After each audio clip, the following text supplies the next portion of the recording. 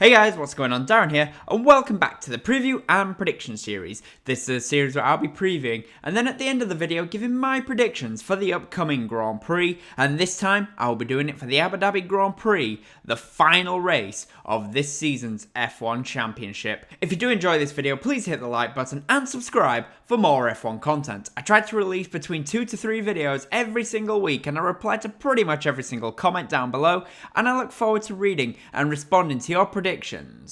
But before we get into the preview and predictions, let's first take a look back at the previous race in Brazil, and what a race this was. There was complete chaos and some really shocking results. Interlagos never fails to deliver, and once again it proved why it's one of the best races on the current calendar.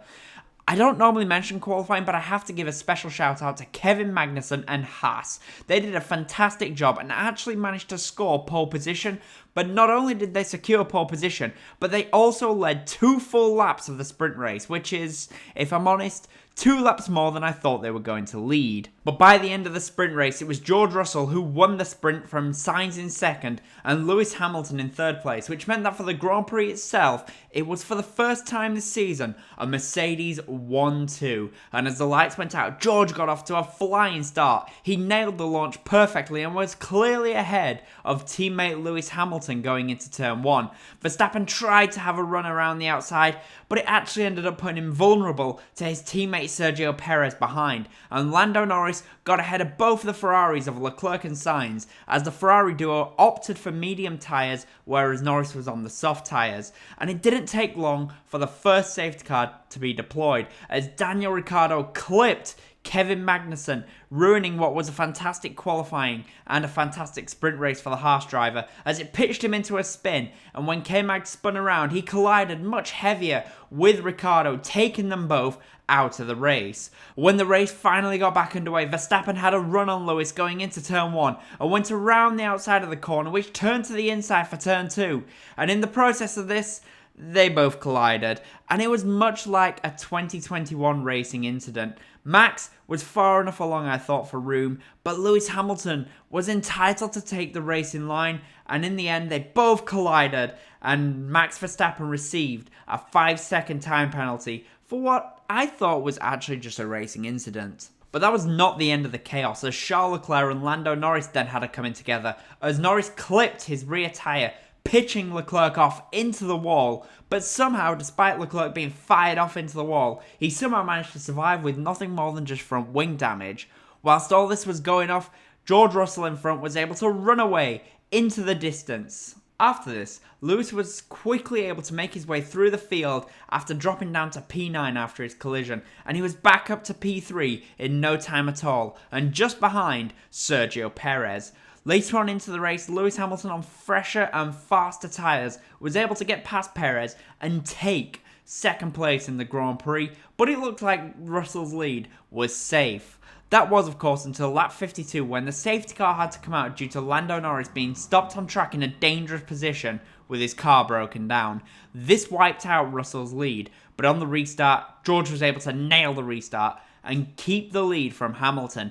Perez, however, was vulnerable at the restart. He stayed on medium tyres whilst everyone around him was on much fresher soft compound tyres, and he lost out to both the Ferraris of Carlos Sainz and incredibly Charles Leclerc, who had a fantastic recovery after being in the wall early on in the race. Perez lost both of those positions and then somehow lost a position to the Alpine of Fernando Alonso, who had a brilliant race despite starting all the way down in P18. He managed to find a way past him, and that put Alonso up to P5 in this race. And it looked like here things were very quickly getting worse for Perez, but it couldn't get much worse, could it?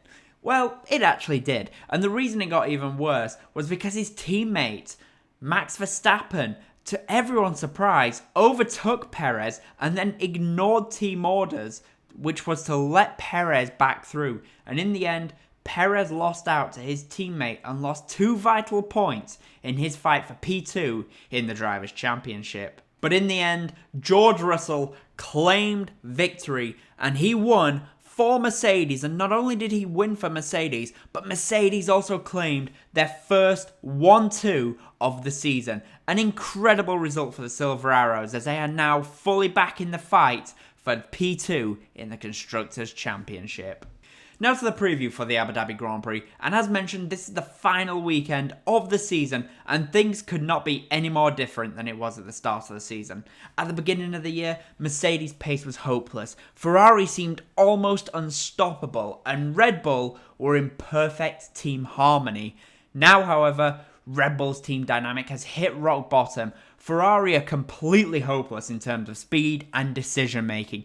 And Mercedes have bounced back and are now in a position to really challenge Red Bull for victories and put them under immense pressure, and they're even fighting for P2 in the Constructors' Championship. Abu Dhabi as a circuit is not one of the best circuits for overtaking on the calendar, despite the fact that there are two very long DRS zones, one down a very long straight and one down a straight that's literally just a couple of corners afterwards.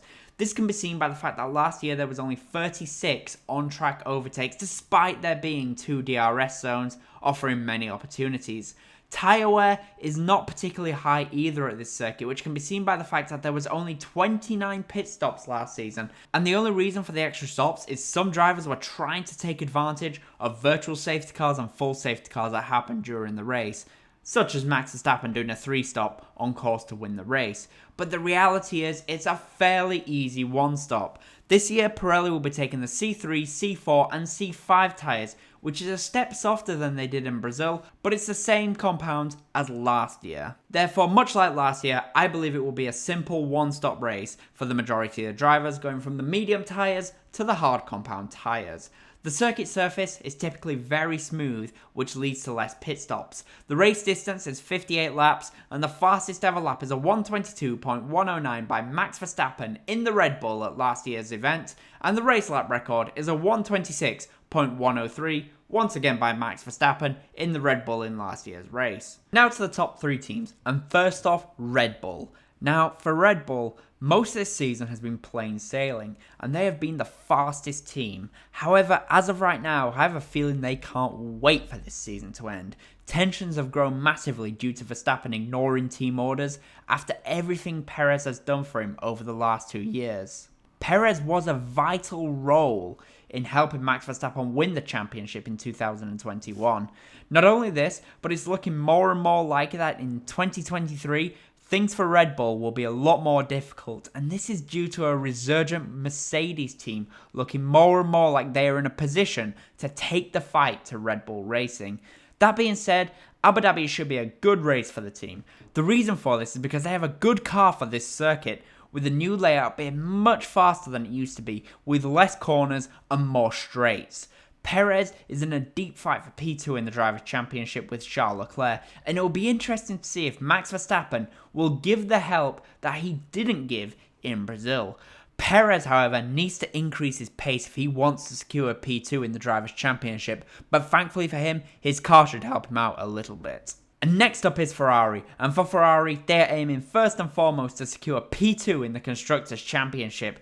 They really shouldn't be fighting to secure P2 because they should have a healthy lead from Mercedes. However, somehow that massive lead has been cut down to just 19 points ahead of Mercedes in the Constructors' Championship. But at the same time as this, Charles Leclerc is looking to secure P2 in the Drivers' Championship and is tied on points with Sergio Perez going into this race. How will Ferrari manage this? There could potentially be a situation where they have to sacrifice one for the other if Mercedes has another strong weekend. What will they choose? Only time can tell. And finally we come to Mercedes. Mercedes' resurgence and return to form is now official to me. They almost won in Texas. They were in a position to fight in Mexico if they got the tyre strategy right. And in Brazil they secured a 1-2 finish. And seemingly based on Brazil, they've sorted out their straight line speed deficit. Regardless of if they finish second or third in the Constructors, they are in a position to take the fight to Red Bull next year. And this weekend, I think could be another great weekend for them. The circuit's smooth surface should suit them nicely as they like to run the car as low to the ground as possible. Could they once again take the fight to Red Bull? I think they might just do that. And now to my predictions. And for qualifying, I'm going to go for Mercedes George Russell to take pole position. Mercedes are in 5 form, and I truly believe that this circuit will suit their car very nicely. But in the race itself, I'm going to go for Max Verstappen and Red Bull to just win this Grand Prix, as their race pace is typically very, very strong. In P2 though, I'm going to go for Lewis Hamilton in the Mercedes, and in P3 it will be George Russell also in the Mercedes, with Charles Leclerc finishing just behind in P4. And the top midfield team will be Alpine, but that's what I think. The question is though, what do you think? Who do you think will be on pole position, and who do you think will win the Abu Dhabi Grand Prix? And of course, as always, comment, leave a like, and if you haven't already, of course, subscribe to the channel for more F1 content. Thank you all so much for watching, and I'll see you again soon.